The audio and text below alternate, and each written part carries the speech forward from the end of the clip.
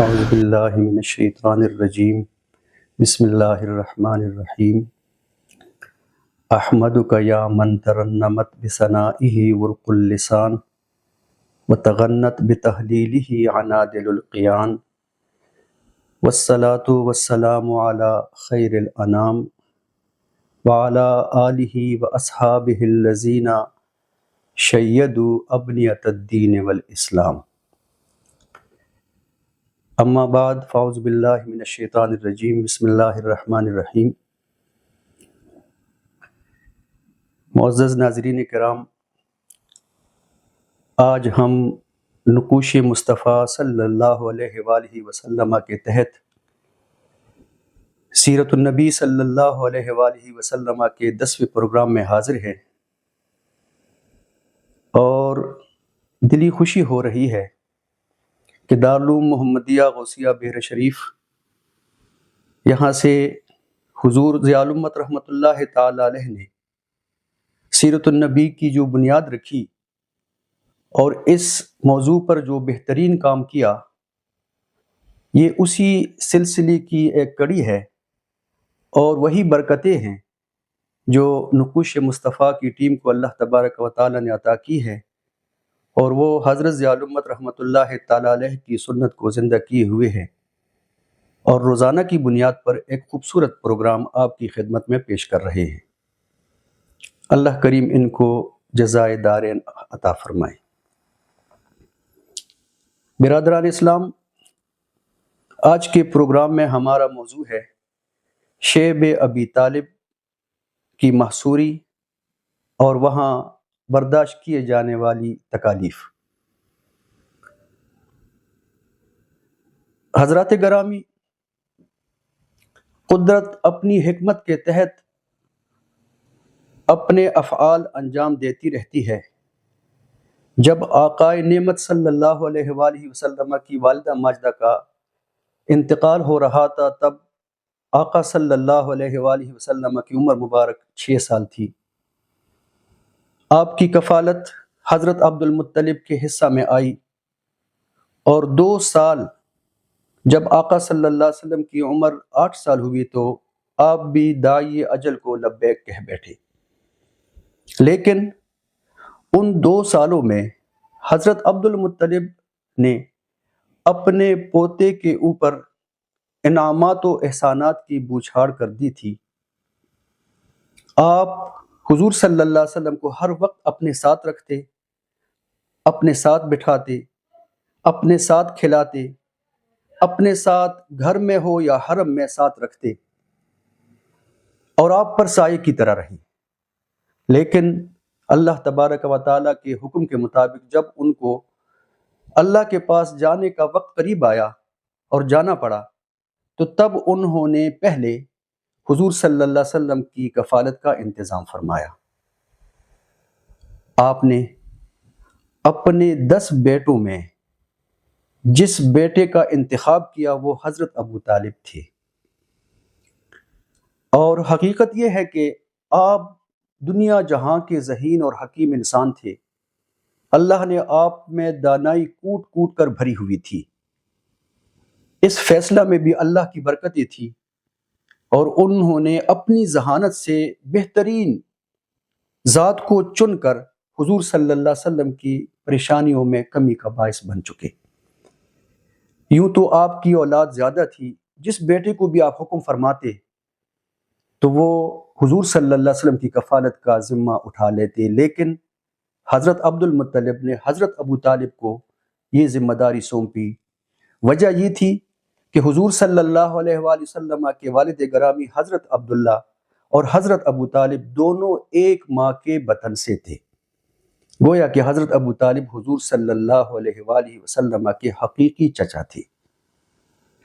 اور عربی کا محاورہ ہے کہ العم سنو الاب، کہ چچا باپ کی طرح ہوتا ہے، یعنی جو شفقتیں، جو محبتیں باپ اپنی اولاد کے لیے اپنی سینے میں سمائے ہوئے ہوتا ہے، چچا ان کی تصویر ہوتا ہے، اور چچا بھی اپنے بھتیجوں پر ویسی ہی شفقت کرتا ہے جس طرح باپ کیا کرتا ہے۔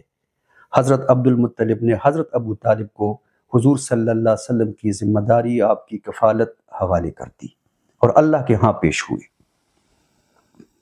بس پھر کیا تھا، حضرت ابو طالب نے اپنی تمام تر ذمہ داریاں سمجھتے ہوئے حضور صلی اللہ علیہ وآلہ وسلم کی کفالت کا اور آپ کے معاملات کو بہترین انداز میں انجام فرمایا۔ آپ بھی حضور صلی اللہ علیہ وسلم کو اپنے ساتھ رکھتے، اپنے بچوں سے بھی زیادہ آقا صلی اللہ علیہ وآلہ وسلم کو اہمیت دیتے، اور جب بھی کھانا دسترخوان پر چن دیا جاتا اور حضور صلی اللہ علیہ وسلم موجود نہ ہوتے تو آپ پیغام بھجواتے، آقا صلی اللہ علیہ وسلم تشریف لاتے۔ جب آپ تشریف لاتے اور بیٹھ جاتے تو آپ کے بیٹھنے کے بعد آپ اپنی اولاد کو کھانا کھانے کی اجازت دیتے۔ کیوں؟ اس لیے کہ ایک تو بھتیجے کی ذمہ داری تھی، دوسری بات یہ کہ آپ کی تشریف آوری سے جو برکتیں حاصل ہوتی تھی وہ حضرت ابو طالب نے عرصہ دراز سے دیکھ رکھی تھی۔ آپ جب بھی دسترخوان پر ہوتے، اس دسترخوان پر کھانا کبھی کم نہیں ہوا۔ اور یوں وقت گزرتا گیا، آپ صلی اللہ علیہ وسلم جوانی میں قدم رکھ چکے، نبوت آپ کو عطا ہوئی، اور پھر آپ نے مختلف پروگراموں میں نبوت کے ابتدائی چند سالوں کے بارے میں گفتگو سن رکھی ہے۔ حتیٰ کہ نبوت کا 10واں سال تھا، تب آپ صلی اللہ علیہ وسلم دن رات ایک کیے ہوئے اسلام کی خاطر، دین کی خاطر، آرام کی پرواہ کیے بغیر صبح و شام تبلیغ دین میں مصروف رہتے۔ حتیٰ کہ مشرکین مکہ آقا صلی اللہ علیہ وآلہ وسلم سے نالا اور ان کی دشمنیوں میں، ایذا رسانیوں میں دن بدن اضافہ ہوتا گیا۔ پھر ہوا یہ کہ انہوں نے نوزائیدہ مسلمانوں کو، نو مسلم مسلمانوں کو اتنا تنگ کیا، اتنا مجبور کیا کہ مسلمانوں کو اپنے باپ دادا کی سرزمین سے حبشہ کی طرف ہجرت کرنا پڑی۔ مسلمان حبشہ گئے، وہاں سکون سے زندگی بسر کرنے لگے۔ بھلا اہل مکہ کو یہ بات کب گوارا تھی کہ مسلمان غریب الدیار رہ کر وہاں سکون کی زندگی بسر کر سکے۔ انہوں نے اپنے 2 نمائندے حبشہ کے بادشاہ نجاشی کے پاس بھیجے اور کہا کہ یہ ہماری دین سے پھرے لوگ ہیں، ان کو ہمارے حوالے کیجیے۔ وہ 2 کیا گئے کہ انہوں نے حضرت جعفر بن ابی طالب کو اپنے دربار میں بلا کر معاملہ کی حقیقت پوچھی۔ حضرت جعفر کی جاندار تقریر سے نجاشی اتنا متاثر ہوا کہ خود ایمان لے آیا اور مسلمانوں کی رہائش کا اور ان کے انتظام کا بہترین طریقہ اپنا کر ان کو پرسکون زندگی وہاں گزارنے کے لیے کہہ دیا۔ جب یہ وفد خائب و حاصر ہو کر مکہ لوٹا تو کفار چیں بجبیں تو ہوئے، لیکن غصے کے گھونٹ پی کر رہ گئے، اور پھر انہوں نے اپنی ایذا رسانیاں مسلمانوں کے اوپر زیادہ کر دی۔ وقت گزرتا گیا، دین اسلام کا اپنا رنگ وہ لوگوں کے سینوں میں روشن ہوتا گیا، دین لوگوں کے اندر جاگزی ہوتا گیا، حتیٰ کہ مکہ کی سرزمین کی 2 بہترین شخصیتیں حضرت امیر حمزہ رضی اللہ تعالی عنہ اور حضرت عمر بن خطاب رضی اللہ تعالی عنہ حضور صلی اللہ علیہ وسلم کے قدمین شریفین میں حاضر ہو کر آپ کی ہاتھ پر بیعت کر کے ایمان لے آئے۔ جس دن سے ان 2 شخصیتوں نے، سربرآوردہ شخصیتوں نے ایمان لے آئے، اس دن سے کفار مکہ کو تشویش لاحق ہوئی اور ان کے حواس اڑ گئے۔ ان کو آنے والی خطرے کی گھنٹی بجنے لگی اور وہ دیکھنے لگے کہ اب اسلام مکہ کے گھر گھر میں جاگزی ہونے والا ہے، لہٰذا وہ سر جوڑ کر بیٹھے۔ یہ نبوت کا 10واں سال ہے، سر جوڑ کر بیٹھ گئے کہ اب اس فتنے کو نعوذ باللہ اس کا قلقمہ کرنا چاہیے، اور انہوں نے بیٹھ کر یہ میٹنگ کی کہ حضور نبی رحمت صلی اللہ علیہ وسلم کو العیاذ باللہ شہید کر دیا جائے، تب جا کر یہ فتنہ ختم ہوگا۔ لہٰذا ان کے اس پروگرام کے بارے میں جب حضرت ابو طالب کو پتہ چلا تو انہوں نے اپنے خاندان بنو ہاشم کو اکٹھا کیا، اور بنو ہاشم کو اکٹھا کر کے ان سے وعدہ لیا کہ اہل مکہ میرے بے مثال بھتیجی کی جان کے درپے ہے، آؤ ہم بھی عہد کریں کہ ہم بھی حضور صلی اللہ علیہ وآلہ وسلم کی حفاظت میں کوئی کسر اٹھا نہیں رکھیں گے۔ وہ خوبصورت الفاظ، اور یہ اصل میں شیب ابی طالب کی طرف جانے کی تمہید تھی۔ انہوں نے دیکھا کہ ہم تعداد میں تھوڑے ہیں، دوسری طرف کفر اکٹھا ہو چکا ہے اور اپنی شرارتیں سے باز آنے والا نہیں، چاہے وہ شرارت ظاہری ہو، چاہے باطنی ہو، چاہے در پردہ ہو۔ اس لیے انہوں نے بھی میٹنگ کی اور آپس میں انہوں نے ایک معاہدہ طے کیا۔ معاہدہ کیا تھا؟ علامہ بلازری نے اپنی کتاب انصاب الاشراف کے اندر ان کلمات کو ذکر کیا ہے جو کلمات اس میٹنگ میں طے پائے گئے اور جو معاہدہ طے پایا۔ وعمد ابو طالب علی الشیب بابن اخیہ وبنی ہاشم وبنی المطلب وکان امرهم واحدا وقال نموت من عند آخرنا قبل ان یوصل الى رسول اللہ صلی اللہ علیہ وسلم۔ حضرت ابو طالب حضور نبی رحمت صلی اللہ علیہ وسلم کی حفاظت کی خاطر شیب کی طرف جانے سے پہلے ان تمام کو اس نقطہ پر اکٹھا کر گئے کہ ان تمام نے قسمیں اٹھائیں کہ ہم میں سے آخری شخص کے زندہ رہنے تک حضور صلی اللہ علیہ وسلم کی حفاظت سے ہم ہاتھ نہیں اٹھائیں گے۔ ہم میں سے ہر ایک زندگی کی آخری گھڑی تک آقا صلی اللہ علیہ وسلم کی حفاظت کریں گے اور ان کو مشرکین مکہ کی شرارتوں سے، ان کی بری نیتوں سے بچائیں گے۔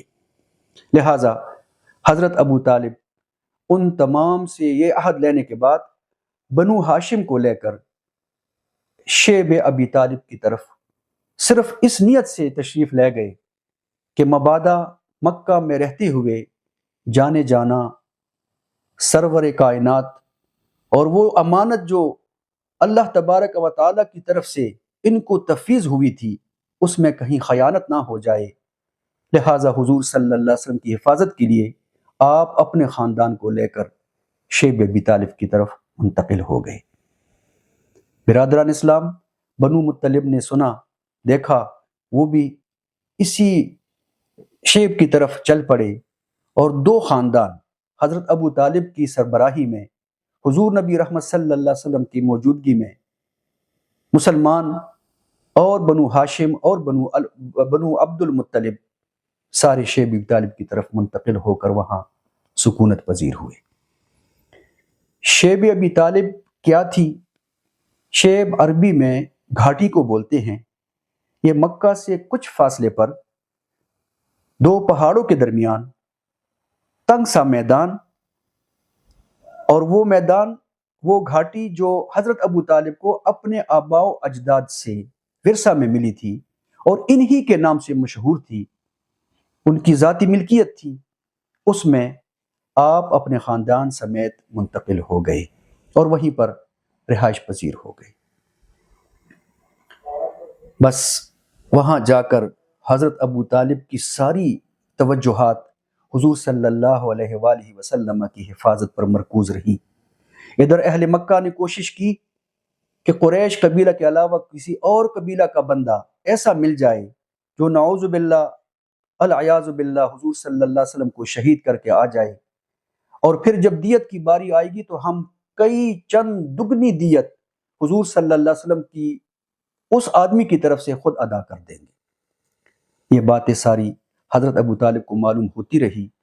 پھر آپ حضور صلی اللہ علیہ وآلہ وسلم کی حفاظت کا انتظام ایسا فرماتے کہ روزانہ رات کو پہلے حصے میں آقا صلی اللہ علیہ وآلہ وسلم کے لیے بستر تمام لوگوں کے درمیان میں بچھایا جاتا، اور آقا صلی اللہ علیہ وسلم کو اس پر بیٹھنے کا کہہ دیا جاتا، اور ایک بستر کسی محفوظ جگہ پر دوسرا بچھایا جاتا جب تمام قافلہ والے، تمام گھاٹی والے سو جاتے اور اس خوف کے پیش نظر کہ شاید کوئی باہر سے بندہ دور سے دیکھ رہا ہو اور حضور صلی اللہ علیہ وسلم یہاں آرام فرما ہو، تو اس کی وجہ سے آقا صلی اللہ علیہ وسلم کو رات کے پہلے پہر میں وہیں پر سونے کا کہہ دیا جاتا۔ آپ جب لیٹ جاتے، کچھ دیر کے بعد چچا محترم، وہ مہربان چچا آتے، حضور صلی اللہ علیہ وسلم کو اٹھاتے اور اپنے اس محفوظ بستر پر لے جاتے۔ جب آقا صلی اللہ علیہ وسلم محفوظ بستر پر لیٹ جاتے، تب جا کر ابو طالب کی آنکھوں میں نیند جلملانے لگتی اور آپ آرام فرما ہوتے۔ برادران اسلام، یہ منصوبہ بندی، یہ اسٹریٹجی، یہ عین تقدیر ہے، یہ ہمیں حکم دیا گیا ہے۔ اس سے بعد حضور صلی اللہ علیہ وسلم نے بھی، آقا صلی اللہ علیہ وسلم جب ہجرت کی رات مدینہ کی طرف سفر فرمانے لگے، تب اس رات بھی اسی طرح کا ماحول تھا۔ مشرکین مکہ نے تلواری لی ہوئی تھی اور وہ آقا صلی اللہ علیہ وسلم کو شہید کرنے کے پروگرام میں تھے، لیکن حضور صلی اللہ علیہ وسلم باذن الہی، اللہ کے حکم سے ریت کی مٹھی ان کی طرف پھینک کر تلواروں کی نیچے سے بحفاظت نکل گئے۔ ان کی آنکھیں اندھی ہوئی، وہ اندھے بن کر دیکھ نہ سکے کہ حضور صلی اللہ علیہ وسلم ہمارے پاس سے گزر رہے ہیں۔ آپ وہاں سے نکلے تلواروں کے سایوں سے، لیکن 3 دن تک غار ثور میں آپ نے قیام فرمایا۔ یہ منصوبہ بندی ہے۔ آپ صلی اللہ علیہ وسلم چاہتے تو آپ یوں ہی مدینہ کی طرف عازم سفر ہوتے اور وقفے کے بعد کچھ مٹھی ریت کی کافروں کی طرف پھینکتے، وہ سارے اندھے ہوتے اور آقا صلی اللہ علیہ وسلم بحفاظت مدینہ کی طرف رواں ہوتے۔ لیکن 3 میل کے فاصلہ پر آقا صلی اللہ علیہ وسلم نے 3 دن 3 راتیں غار ثور میں گزاری تاکہ ہمارے لیے سنت بن جائے۔ یہ منصوبہ بندی، یہ اسٹریٹجی اور یہ حالات کے مطابق اپنے آپ کو تیار کرنا، یہ تمام کی تمام چیزیں حضور صلی اللہ علیہ وسلم کی پاک زندگی میں موجود تھی۔ تو حضرت ابو طالب نے بھی یہ منصوبہ بندی حضور صلی اللہ علیہ وسلم کی حفاظت کی خاطر کی تھی، ورنہ آقا صلی اللہ علیہ وسلم کے محافظ تو اللہ تھے۔ پھر برادران اسلام، وہ لوگ اہل مکہ جب انہوں نے دیکھا کہ بنو ہاشم و بنو مطلب اور مسلمان حضور صلی اللہ علیہ وسلم سمیت شیب میں محفوظ زندگی گزار رہے ہیں، انہوں نے وہاں کی زندگی کو تنگ کرنے کے لیے ایک خوفناک قسم کا معاہدہ کیا۔ اکٹھے ہوئے، سر جوڑ کر بیٹھے، کفر ایک طرف، مسلمان دوسری طرف، بنو ہاشم کے کمزور لوگ بیچارے دوسری طرف۔ لیکن ان کا جو معاہدہ منظر عام پر آیا، اسے دیکھ کر انسان کے رونگٹے کھڑے ہو جاتے ہیں کہ یہ لکھنے والے بھی انسان تھے، ان کے سینے میں بھی گوشت پوست کا دل تھا، ان کے سینے میں دل دھڑکنے والا تھا۔ سمجھ تو نہیں آتی کہ اتنے بڑے لوگ، اتنے اپنے آپ کو سردار اور اپنے آپ کو کچھ سمجھنے والے لوگ اتنی گھٹیا سوچ بھی رکھ سکتے ہیں۔ انہوں نے جو معاہدہ طے کیا، اس کے کلمات ابن کثیر نے ذکر کیے ہیں، آپ ذرا سماعت فرمائے۔ اجتمع المشرکون، مشرکین مجتمع ہوئے اس بات پر، ان لا یجالسوہم ولا یبایعوہم ولا یدخلوا بیوتہم، کہ وہ نہ تو اہل گھاٹی کے پاس بیٹھیں گے، نہ ان کے ساتھ سودا سلف والا معاملہ کریں گے، ان کو کچھ بیچیں گے نہیں، اور نہ ان کے ساتھ ہم بیٹھ کر گھروں میں داخل ہوں گے، حتیٰ یسلموا رسول اللہ صلی اللہ علیہ وسلم للقتل۔ ہاں، اگر وہ ہمیں حضور صلی اللہ علیہ وسلم قتل کے لیے، شہادت کے لیے پیش کرتے ہیں نا، تو پھر ان چیزوں کے بارے میں سوچا جا سکتا ہے۔ ایک اور خوفناک بات یہ تھی، وَأَن لَا يَقْبَلُوا مِن بَنِي هَاشِمٍ صُلْحًا أَبَدًا، انہوں نے یہ بھی طے کیا کہ کبھی بھی بنو ہاشم کے ساتھ امن کا ہاتھ نہیں بڑھانا، ان کے ساتھ صلح نہیں کرنی، وَلَا تَأْخُذَهُم بِهِ رَأْفَةٌ، اور ان کے بارے میں دل کے اندر تھوڑی بہت نرمی بھی نہیں لانی، حتیٰ یسلموہ للقتل، یہاں تک کہ وہ اس بے مثال ذات کو ہمیں اس لیے دے دے کہ ہم ان کو شہید کر دیں۔ اس کے علاوہ کچھ کلمات اور روایات میں بھی ہے، اور وہ یہ ہے کہ علی ان لا ینکحوا الیہم ولا ینکحوہم، ان کے معاہدے میں یہ بھی شامل تھا کہ وہ نہ تو ان کے ساتھ نکاح کریں گے اور نہ ان سے نکاح کے لیے بچیاں لیں گے، ولا یبیعوہم شیئا ولا یبتاعوا منہم، ان کے ساتھ خرید و فروخت نہیں کریں گے۔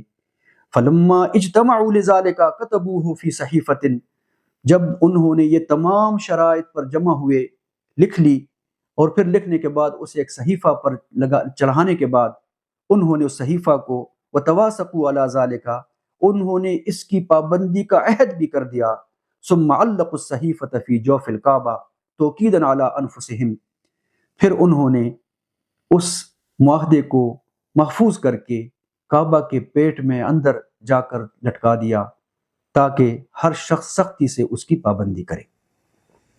برادران اسلام، اکرمہ بن منصور نے یہ گستاخی بھرا معاہدہ لکھا تھا۔ قدرت کی شان دیکھیے کہ اس معاہدہ لکھنے کے بعد اس کی انگلیاں شل ہوئی، اکڑ گئی، پھر وہ اپنی مرضی سے نہ حرکت دے سکتا تھا نہ ان کو اپنے استعمال میں لا سکتا تھا۔ اللہ اپنی شان کے مطابق انتقام لیتا ہے۔ برادران اسلام، انہوں نے اس پر بس نہیں کیا، بلکہ انہوں نے مکہ شریف کے اندر آنے والی تجارتی قافلوں کے پاس وفد بھیجے کہ تم نے خبردار ان گھاٹی والوں کو کوئی چیز بیچنی ہے، اور اگر بیچنے کا پروگرام بن بھی جائے نا تو ان کو چیز کی 5 گنا یا 10 گنا قیمت زیادہ بتانی ہے تاکہ وہ بیچارے اس کی خریدنے سے عاجز آ جائے۔ وہ یوں ہی اپنے ظلم پہ ظلم اور اپنی زیادتیوں پہ زیادتیاں اس میں اضافہ کرتے گئے اور شیب کے دورانیے میں اضافہ ہوتا۔ برادر اسلام، یہ کوئی 2 سال، 1 سال 6 ماہ کا عرصہ نہیں تھا، بلکہ پوری 3 سال 10 نبوت تک، سالی نبوت تک یہ محاصرہ رہا۔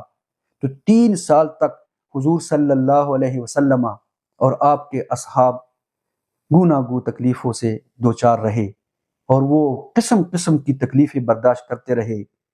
مشتے از خراوارے حضرت سعد بن ابی وقاص رضی اللہ تعالیٰ فرماتے ہیں کہ محاصرہ کے دوران میں ایک دفعہ بھوک سے بلک رہا تھا، باہر نکلا، اچانک میرا پاؤں کسی تر چیز سے لگا، میں نے دیکھا، اٹھایا تو وہ اونٹ کے چمڑے کا ٹکڑا تھا۔ میں وہاں سے لایا، اس کو دھویا، اسے دھوپ میں خشک کیا، خشک کرنے کے بعد اسے 2 پتھروں سے کوٹ کر صفوف بنا لیا، اور جب وہ صفوف بنا تو میں نے اس کو سنبھال لیا، 3 دن اور 3 راتوں تک میں اس سے کھاتا رہا۔ ایک اور حضور صلی اللہ علیہ وسلم ہی کے ایک ساتھی، وہ غندر کے نام سے، وہ کہتے ہیں کہ ہم گھاس کھا کھا کے ہماری مسوڑے زخمی ہونے لگے، اور گھاس کی وجہ سے ہمیں بہت تکلیف ہونے لگی، بچے بلکتے، بوڑھے کمزور ہوتے گئے، تکلیف میں دن بدن اضافہ ہوتا گیا، لیکن وہ لوگ اپنے اس ظالمانہ روش سے باز نہ آئے۔ اس دوران اہل مکہ میں جہاں کفر اپنے جوبن پر تھا، وہاں کچھ نرم دل رکھنے والے لوگ بھی تھے۔ ان لوگوں میں ہشام بن عمر عامری، حکیم بن حزام، ابو البختری، زمعہ، یہ وہ خوش قسمت انسان ہے جنہیں حضور صلی اللہ علیہ وسلم کی شیب کے دوران خدمت کرنے کا موقع ملا۔ یہ جو ہشام تھے نا، یہ بعد میں مسلمان ہوئے۔ یہ 3 اونٹ لے کر، ان پر کھانے پینے کے سامان لدوا کر، وہ رات کی تاریکی میں شیب کی طرف گئے اور گھاٹی کے سرے پر کھڑے ہو کر اونٹوں کی نکیلیں نکالی، ان کو کمر پر تھپکی دی اور شیب کی طرف بھیج دیا۔ اونٹ گئے، لوگ سمجھے کہ ہمارے لیے امداد پہنچی ہے، وہ سامان اتار چکے، اونٹ پھر مالک کے پاس آئے۔ اگلے دن اہل مکہ کو پتہ چلا، انہوں نے ہشام سے تتکار کی، لیکن ہشام ان کو کہہ گیا کہ آئندہ ایسا نہیں ہوگا۔ اگلی رات پھر انہوں نے ایسے ہی اونٹ سامان سے لدا اور لدوا کر وہاں گئے، اونٹ ان کی طرف بھیجا۔ اگلے دن پھر ابو جہل نے ان کے ساتھ بدتمیزی کی، لیکن وہ لوگ نیک دل رکھنے والے تھے۔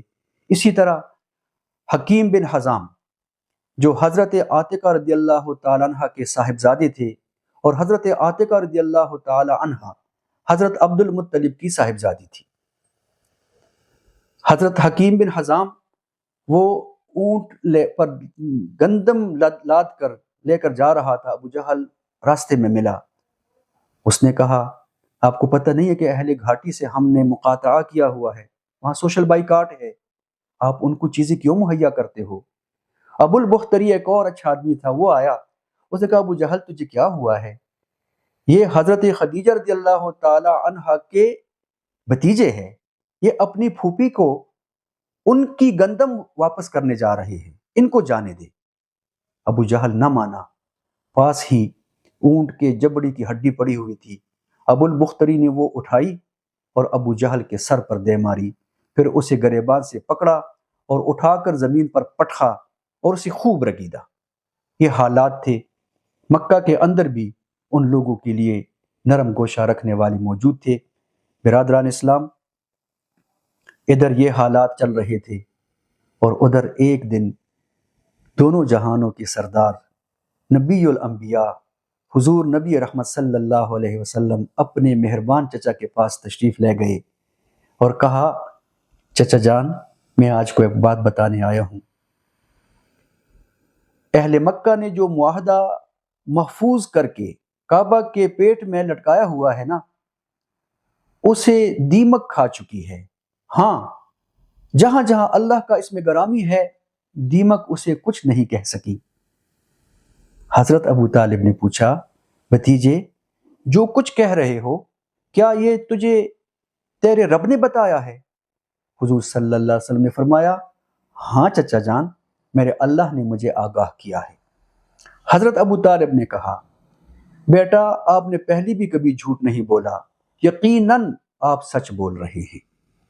بس حضرت ابو طالب اپنے ساتھ چند اشخاص کو لے کر حرم مکہ میں آئے، اور جب اہل قریش نے، مشرکین نے ابو طالب کو وفد سمیت دیکھا تو ان کی باچھیں کھل گئی، وہ خوشی سے ڈنڈورے پیٹنے لگے، کہنے لگے لو آ گئے نا، ہار کر ہمارے ساتھ صلح کرنے آ گئے۔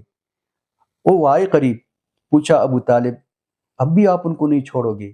حضرت ابو طالب نے کہا ایک بات کرتے ہیں، ایک صلح کرتے ہیں، صلح کی کوئی صورت نکالتے ہیں، ہم تنگی میں ہیں۔ انہوں نے کہا جیسا کہو گے ویسا کریں گے، لیکن شرط وہی ہے۔ ابو طالب نے کہا ایسا کرتے ہیں، وہ معاہدہ اٹھا لاؤ۔ وہ خوشی خوشی گئے، معاہدہ اٹھا لائے۔ حضرت ابو طالب نے پہلے ان کو نہیں بتایا کہ معاہدہ دیمک کھا چکی ہے، کیونکہ وہ رد و بدل کرنے کے عادی تھے اور کر سکتے تھے۔ جب معاہدہ سامنے رکھا گیا، حرم مکی بھرا ہوا ہے، اور حضرت ابو طالب ان کو فرما رہے ہیں کہ دیکھو میرے بھتیجے نے آج مجھے بتایا ہے کہ یہ جو معاہدہ تم نے محفوظ کر کے رکھا ہے نا، اسے دیمک کھا چکی ہے، سوائے ان جگہوں کے جہاں جہاں اللہ کا پاک نام لکھا ہوا ہے۔ تو ایسا کرتے ہیں، اس بات پر صلح کرتے ہیں کہ اگر میرے بھتیجے کی بات ٹھیک ہوئی نا تو پھر سنو لوگو، ہم ان کو چھوڑنے والے نہیں ہیں، اور اگر نعوذ باللہ وہ غلط ہوئے نا تو پھر دوسری آپشن کے بارے میں سوچا جا سکتا ہے۔ اہل مکہ کہنے لگے ٹھیک ہے، کعبہ کے اندر دیمک اور اتنے محفوظ چیز میں دیمک کیسے آ سکتی ہے؟ انہوں نے کہا ٹھیک ہے، ہم اس بات پر راضی ہیں۔ غلاف اٹھائے گئے، غلاف در غلاف، جب سارے پردے کھولے گئے، دیکھا تو معاہدے کو واقعی دیمک کھا چکی تھی، لیکن جہاں جہاں اللہ کا پاک نام لکھا ہوا تھا وہ جگہ دیمک کی دسترس سے بچی ہوئی تھی، جل شانہ۔ یہ دیکھتی ہی اہل مکہ کے پیروں سے زمین نکل گئی اور انہوں نے پینترا بدلا، کہا ھذا سحر ابن اخی کا، ابو طالب یہ آپ کے بھتیجے کا جادو ہے جو یہاں چل گیا۔ یوں وہ نہ مانی۔ حضرت ابو طالب پھر آئے شیب کے اندر، اور پیچھے جو مذکور ذکر اشخاص ہے، ہشام بن عمر، ابو البختری، زمعہ اور حکیم بن حزام، ایک زہیر بن عمر، یہ بھی ان کے ساتھ مل گئے۔ اس طرح یہ زندگی گزارنے کا حق دیا جائے۔ سب متفق ہوئے اور پھر طے یہ ہوا کہ کل ہم مختلف اطراف سے کعبہ میں داخل ہوں گے اور جہاں جہاں اہل مکہ کی مجلسی ہوں گی ان میں متفرق طور پر بیٹھ جائیں گے۔ عمر نے کہا، زہیر نے کہا کہ یہ کام میرے ذمہ، میں انشاءاللہ وہ معاہدہ توڑوں گا۔ انہوں نے پروگرام کے مطابق اگلے دن حاضری دی اور زہیر کی چال ڈھال ہی مختلف تھی۔ قیمتی کپڑے انہوں نے جسم پر پہنے ہوئے تھے اور چمکتے دمکتے رنگ کے ساتھ، بڑی تمکنت کے ساتھ وہ کعبہ مسجد حرام میں داخل ہوئے اور پھر ایک اعلان کیا۔ طواف کرنے کے بعد اعلان کیا، لوگو تم نے جو ظالمانہ معاہدہ کیا ہے نا، میں چاہتا ہوں کہ اسے پرزے پرزے کر دیا جائے۔ وہ معاہدہ ٹھیک نہیں ہے۔ اہل مکہ بول اٹھے۔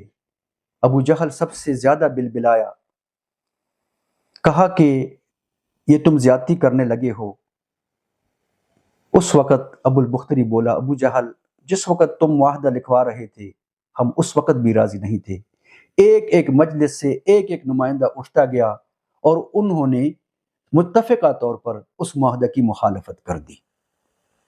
ابو جہل بولتا گیا، دیکھتا گیا اور زہیر نے وہ معاہدہ لیا، اسے پرزے پرزے کیا اور پرزے پرزے کر کے اسے ختم کر ڈالا۔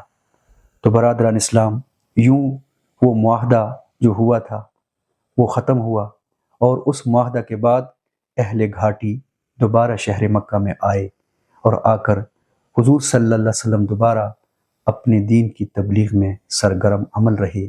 دلی دعا ہے کہ اللہ تبارک و تعالی ہمیں جو کچھ پڑھا سنا اس پر عمل کرنے کی توفیق عطا فرمائے اور اس سے ہمارے من کو روشن فرمائے۔ ایک بات اور کہ کفر ہمیشہ کفر رہا ہے۔ شیطان ازل سے ابد تک مختلف رنگوں میں مسلمانوں کے خلاف برے سر پیکار رہا۔ کبھی تو نار نمرود میں شیطان، کبھی حضرت موسیٰ علیہ السلام کے مقابلے میں شیطان، کبھی حضور نبی رحمت صلی اللہ علیہ وسلم کے مقابلے میں شیطان، اور آج کل مسلمانوں کے خلاف اسرائیل کی شکل میں شیطان مسلمانوں پر عرصہ دراز تنگ کر چکے ہیں۔ شیب ابی طالب کی طرح ہی تکالیف مسلمانوں کو جھیلنا پڑ رہی ہے۔ ہمارے بچے، ہمارے بزرگ، ہمارے بھائی ایک غزہ کی پٹی میں محصور ہے۔ کوئی ان کو کھانے کے لیے چیز نہیں دے پہنچا پا رہا، کوئی ان کی مدد نہیں کر پا رہا، کوئی دوائی نہیں پہنچا پا رہا۔ پانی کا ایک ایک قطرہ وہ لوگ ترس رہے ہیں۔ کھانے کے لیے ان کو بھی گھاس کھانی پڑ رہی ہے، پینے کے لیے ان کو پانی نہیں مل رہا۔ بچے بھوک سے بلک بلک کر مر رہے ہیں، ڈھانچہ بن چکے ہیں۔ ہم شیب ابی طالب کے اندر مانگی گئی دعاؤں اور دی گئی قربانی کے صدقے اللہ سے دعا کرتے ہیں کہ یا اللہ فلسطین کو آزادی عطا فرما، مسلمانوں کی تکالیف کو ختم فرما اور آئندہ مسلمانوں کو ان جیسی امتحانات سے محفوظ فرما۔ وآخر دعوانا ان الحمدللہ رب العالمین۔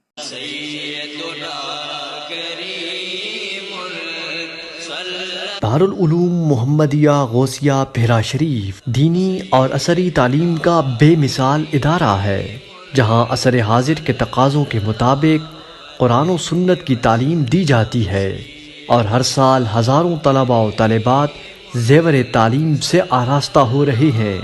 رمضان المبارک کے بابرکت لمحات میں زکوٰۃ و صدقات اور مالی تعاون اس عظیم ادارے تک پہنچا کر اس مشن میں اپنا حصہ ڈالیں۔ درجہ ذیل اکاؤنٹس پر اپنا تعاون ارسال فرمائیں۔ تیرے دیار کے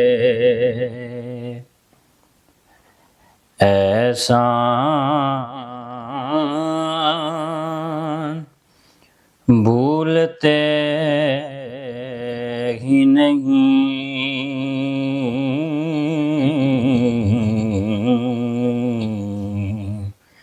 تیرے دیار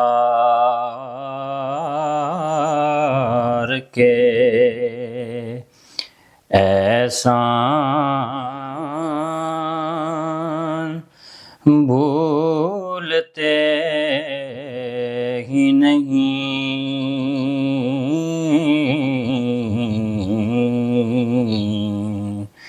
عنایتوں کے وہ سامان، بھولتے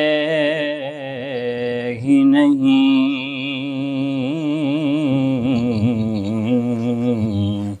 تیرے دیار کے وہ جالیاں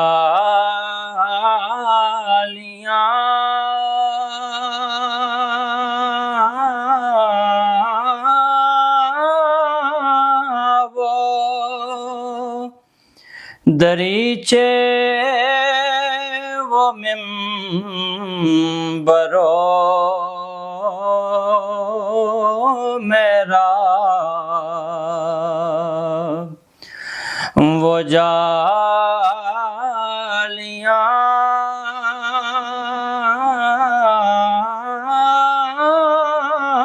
وہ دریچے وہ ممبرو میرا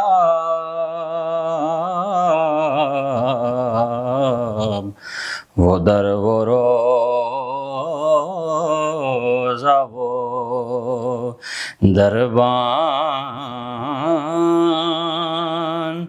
بھولتے ہی نہیں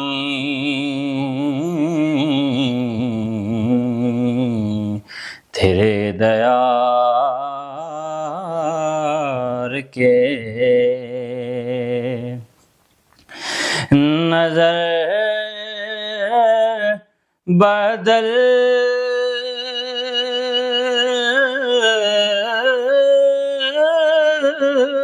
گئی،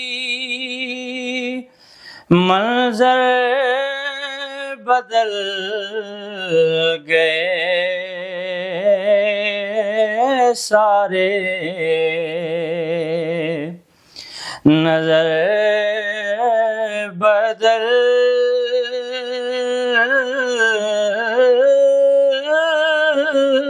گئی، منظر بدل گئے سارے، تیری نگاہ کے فیضان، بھولتے ہی نہیں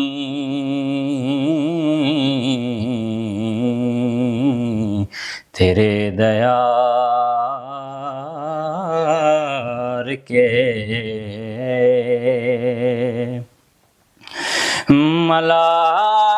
ملائکہ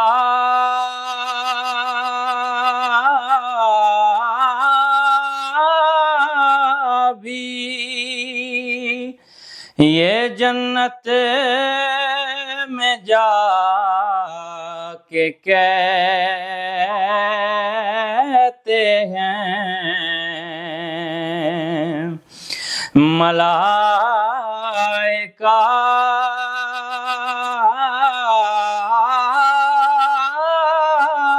بھی یہ جنت میں جا کے کہتے ہیں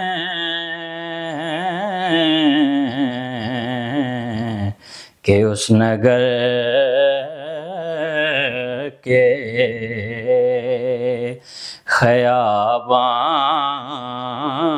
خیابان، بھولتے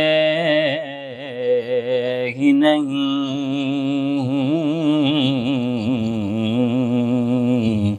تیرے دیار کے